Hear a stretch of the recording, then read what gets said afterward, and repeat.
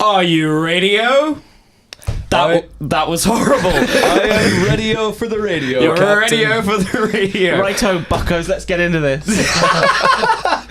Okay, welcome back to Big Thoughts and Small Talk for this week of... there's no date here, and I forget what the date is, so it doesn't matter. Well, Week we know the 4. State of the Union address was on the 5th or something like that. Yeah, okay.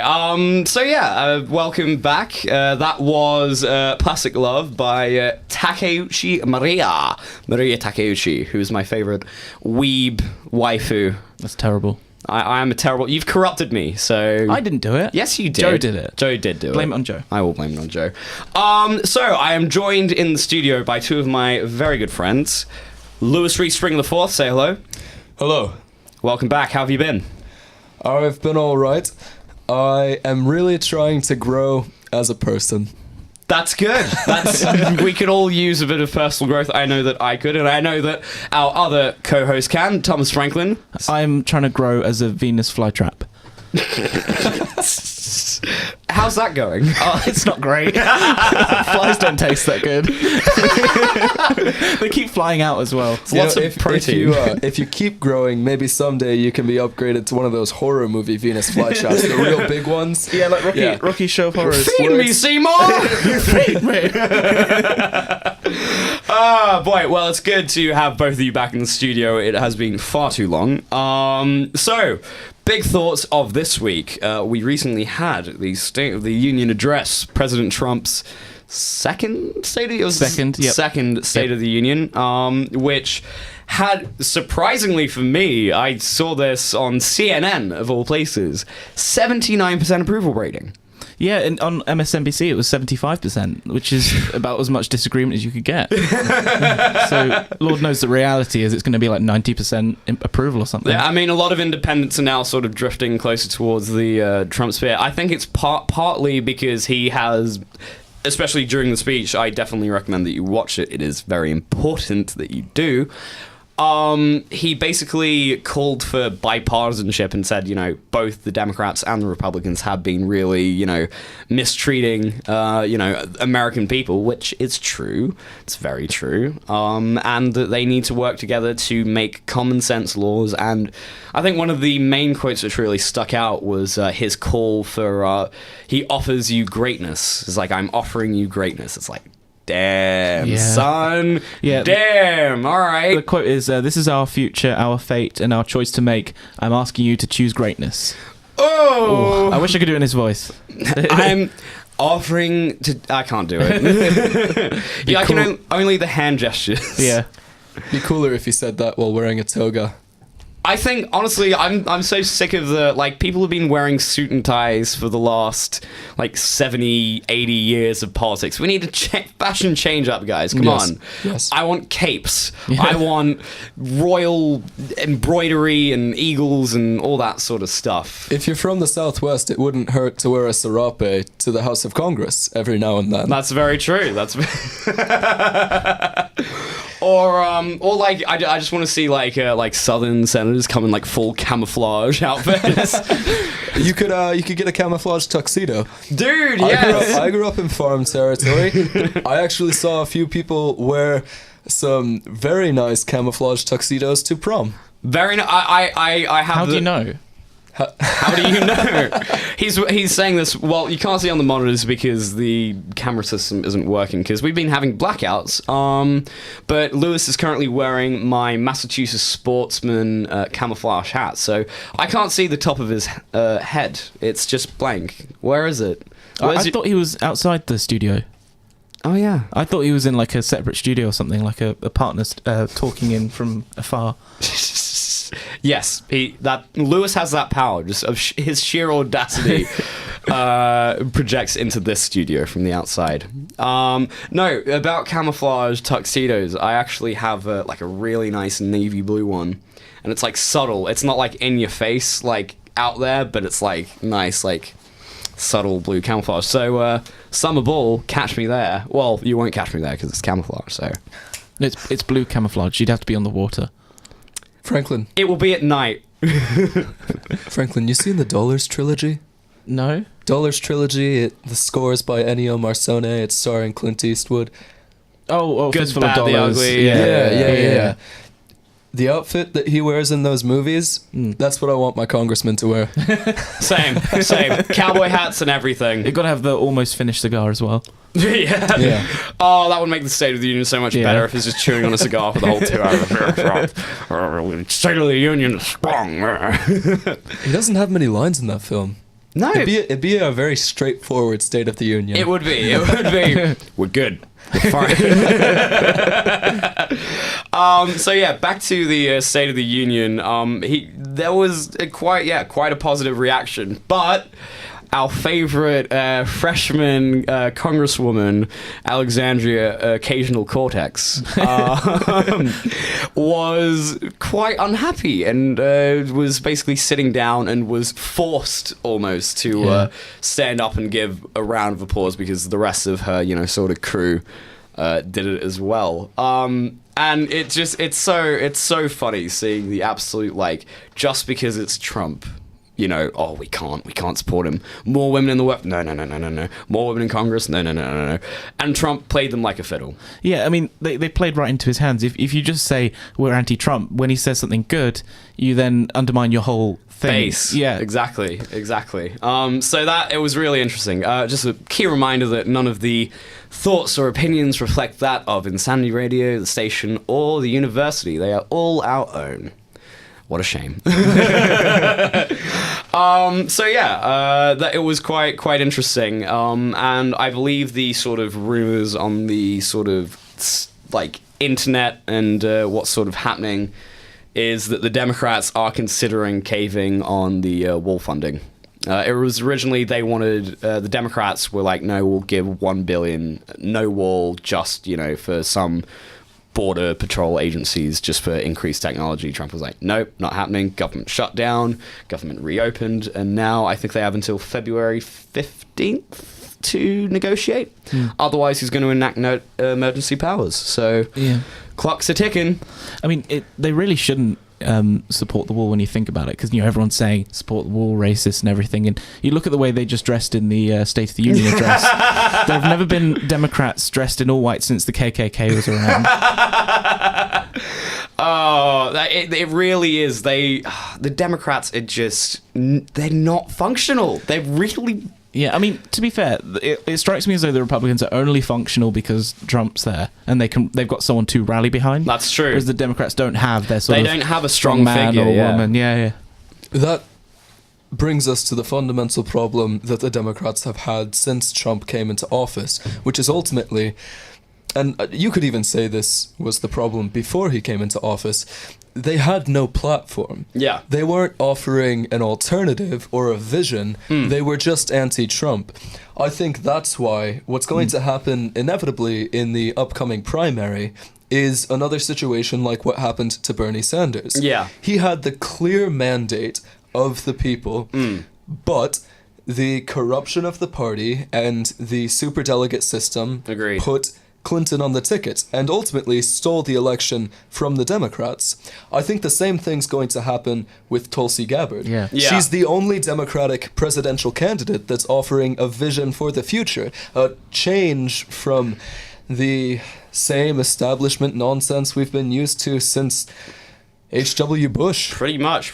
I mean, I know because I've been reading articles, they're already painting Tulsi Gabbard as like a Russian...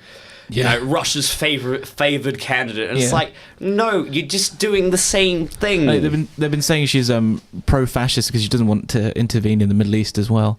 How? That's just anti-war, really. Yeah, that's what the Democrats stood on in the 60s. She's a literal veteran. Yeah. She knows about this stuff. So, well, what can you do? Yeah. Did you see the interview on MSNBC the other day where she stated that she didn't support war because she didn't feel that any of the wars we were currently involved with defended American interests? And the response of the interviewer was, Assad is killing his own people. Is that not our interest?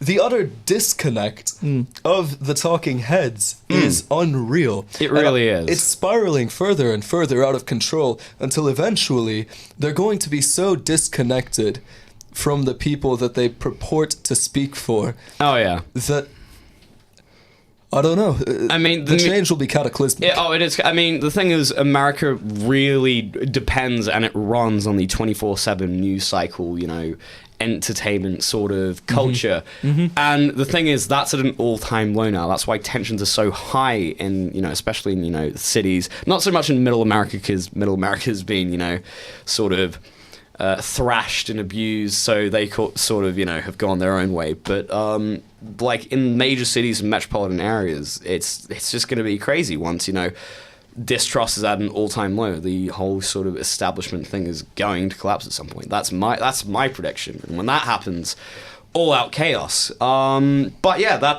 it's really interesting to see the Democrats playing the same cards, the same tricks. I mean, they're going for Kamala Harris as a sort of favored candidate, I think. Yeah. And she's got no policy. No, at least they're not going for Elizabeth Warren fighting bull. Oh, Elizabeth Warren. She's an embarrassment. I'm sorry. Yeah. They pulled up her old college records and she put Native American. That when she applied for the bar as well. Yeah. And it's like, well, we know from, you know, her whole sort of political stunt a year ago, not even a couple months ago. Yeah.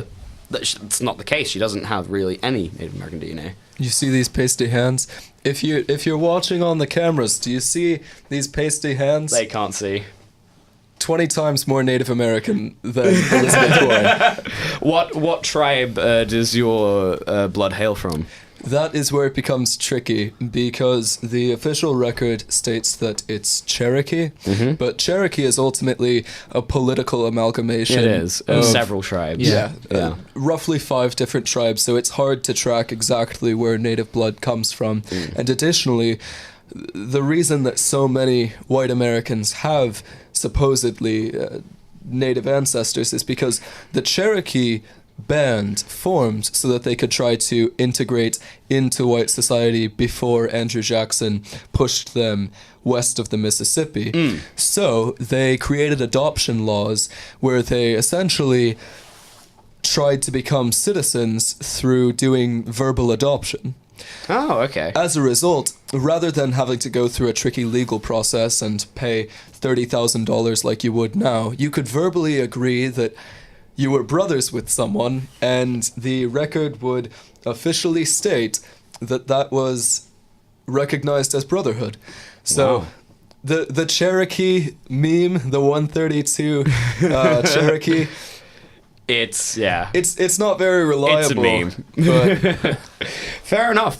Well, that's sort of the big news topic of the week that we talked about. And on that note, we are going to go to our next song, which is Banter by Rodolia Brokivulovic. I love my Yugoslavian turbo folk from the 90s.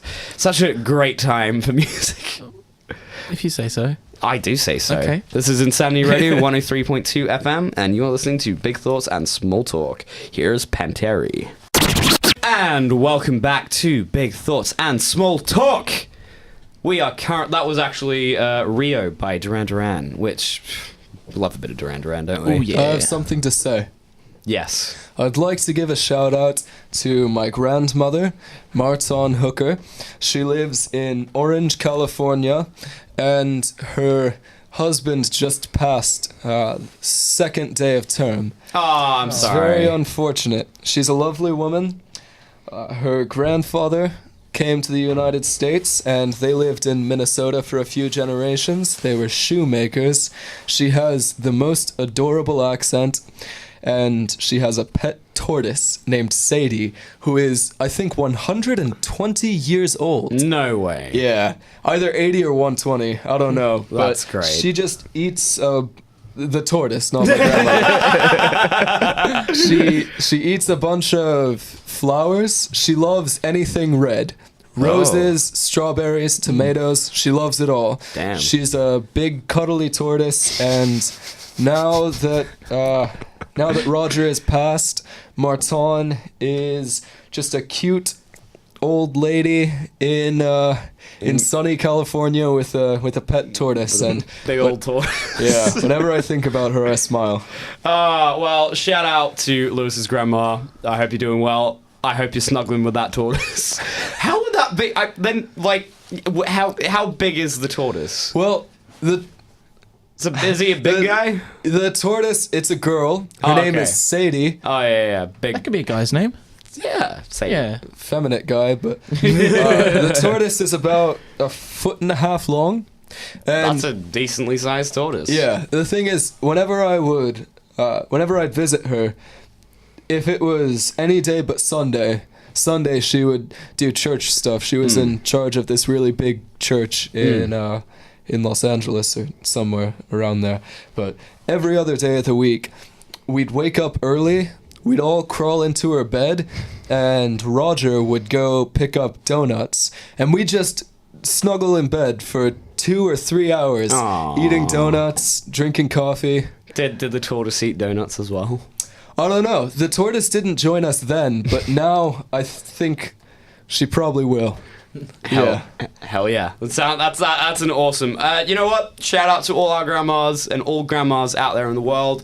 You are loved. You are appreciated. I will say a shout out to my grandma, Colleen Van Hammett. Love you. Miss you. Come to the US soon, please. And bring Yogi. Man, Yogi's getting old. Who's Yogi? He's my... Alright, so basically Yogi was my family's... he was a toy poodle. We got in 2004 or 5. And he's still alive and kicking. Old pup? He's an old puppy. Last time I saw him was 2016, and he was like going blind and like a little bit deaf. Like you'd shout at him, and like he'd be facing one direction, and you just shout at him, and he just wouldn't move. Oh boy. Well, I hope he's doing all right. Probably. Yogi. Maybe got a wheelchair now. He's a very loved dog though. He like eats like chicken and like he eats human food. Yeah. He's very well treated. What about you, Franklin? You got grandparents that you'd like to? I have grandparents. Yes. Yep. How many? I lose count. 2 at the moment. 2 at the moment. Yeah. Well, you're beating me. Yeah. Got one left. I got 1 on each side. Oh, okay, Yeah. that's pretty good. That's all right. Nice. Any interesting stories about your grandparents? Maybe. Well, there are nice little memories and traditions that we have. Like, there's this really nice Irish soda bread. This little brown thing you get in Tesco's. Delicious. Have honey on it, or whatever. It's lovely. But I never knew what it was called until a few years ago, because my mum used to call it grandma's bread, because she lives in such a remote village. She can't get this bread that she loves because she's from Ireland. Yeah. And they sell it in Tesco, so we have to get it up for her every single time. It's a lovely little village as well. It's got one high street through it. There's like at most 100 people live there. It's quite a picturesque village as well. That's the dream. Yeah. I want to live in a little Irish village. Yeah. The Irish village. Well, it's in Lincolnshire, so it's not Irish. It's not Irish. But it's got Irish people in it. Lincolnshire. Oh, ooh-I. All right. All I know is it's got RAF bases and cows. Okay, that's a weird mix. They shoot at the cows. All right, well, love you, grandparents. I hope you're having a good time. I learned something interesting about my grandfather recently. Oh, yeah? Yeah, he was born in, I think, 1933. And he's from that generation of Americans where they didn't really have a concept of self. Yeah. That wasn't really a thing till the 60s. Yeah. So he never really says a lot of stuff about himself. He's lived in the same spot for as long as I can remember. Supposedly he lived with us at one time. However, I just don't believe that, because if it happened before I was 5 years old, it did not happen. So he's lived in the same spot in New Mexico, in a place that I will not give the name of, at the top of a very tall hill.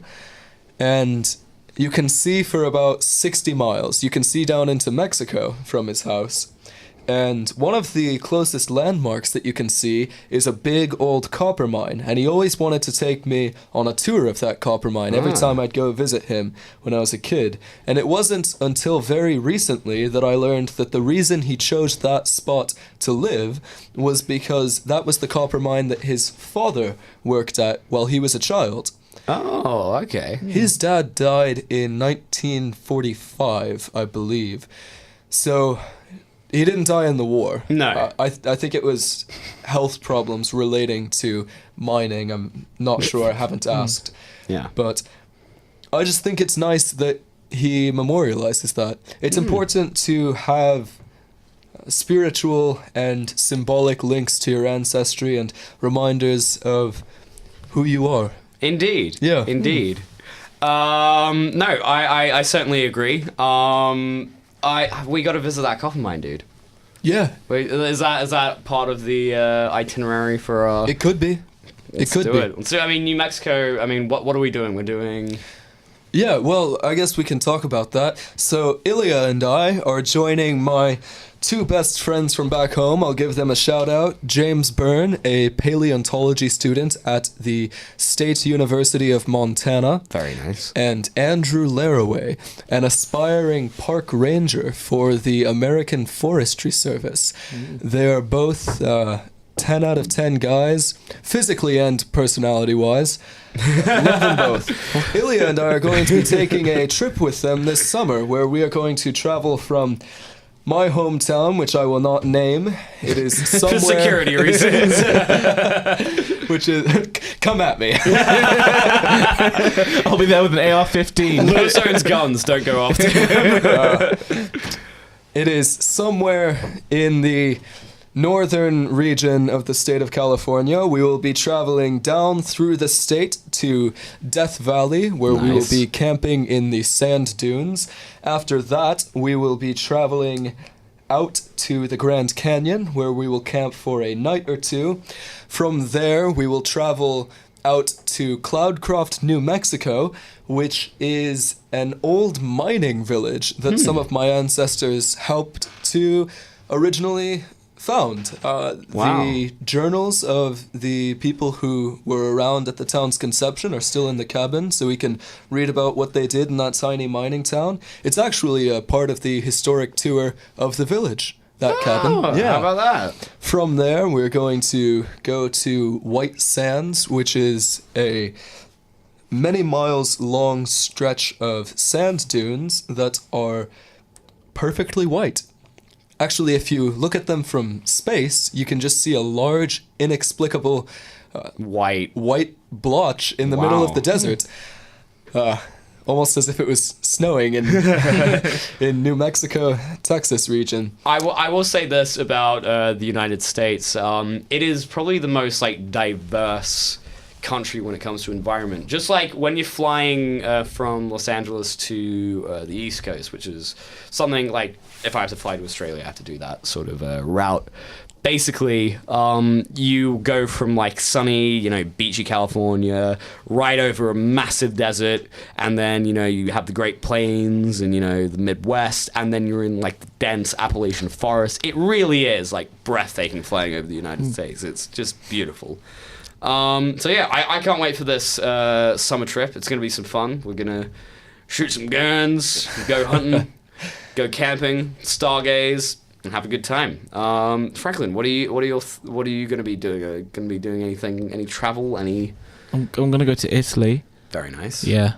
Italy. Gonna drink as much wine as humanly possible. Clear out a few wine cellars. Well, I mean, I would like to talk about your business proposition, but we cannot possibly talk about that on air. No, that is private information at the moment. Very private. It's going to be patented in a bit. Okay, all right. Well, only good things are coming from Franklin in terms of wine. Always. Give this guy a glass and woo. All right. Now we are moving on to our next song. It's Duran Duran again, because you can't have enough Duran Duran. It is Hungry Like the Wolf, a classic. You are listening to Big Thoughts and Small Talk on Insanity Radio 103.2 FM. This is Duran Duran. That was Depeche Mode, Personal Jesus, one of my favorite neo-romantic tunes of the 1980s. What a great song movement. A lot of people just listen to songs from the 1980s. They're like, oh, it's poppy, it's fun. If you actually listen to the lyrics, a lot of them have deep spiritual, emotional, romantic meaning, and I think it's very underappreciated. But, you know, there'll always be people like me who appreciate the finer things. Yeah, lyrics have become more repetitive. You get a lot of ohs in every chart-topping song. There's a part where they're just making vocal noises because it's repetitive, and we like repetition. It's true. On average, songs now have their chorus up to 2 times as often. Yeah.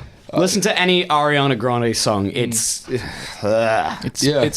lyrical mush. It is. There's very little substance to it. Absolutely none. You can see it. I think I see it more in like a lot of the more popular like Nicki Minaj raps. Like you see it more in rap music, like mumble rap, etc. Yeah. Where it doesn't really have any meaning to it. It's Bob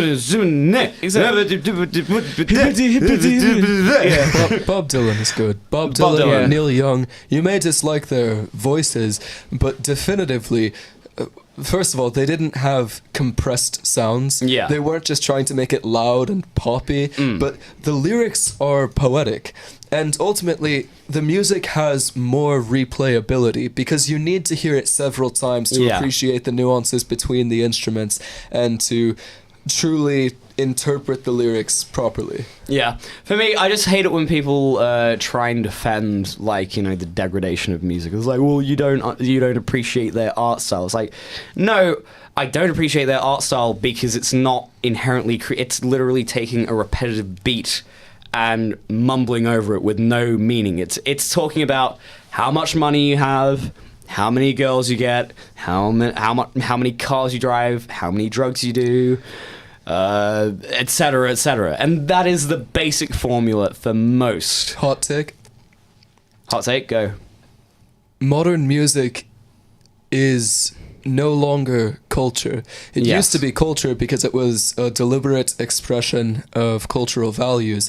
Now that we live in ultimately a post-cultural world defined by our neoliberal system, ultimately music is just a bassy distraction. It's a means to allow us to feel some temporary hormonal release from the existential and purposeless dread of daily life.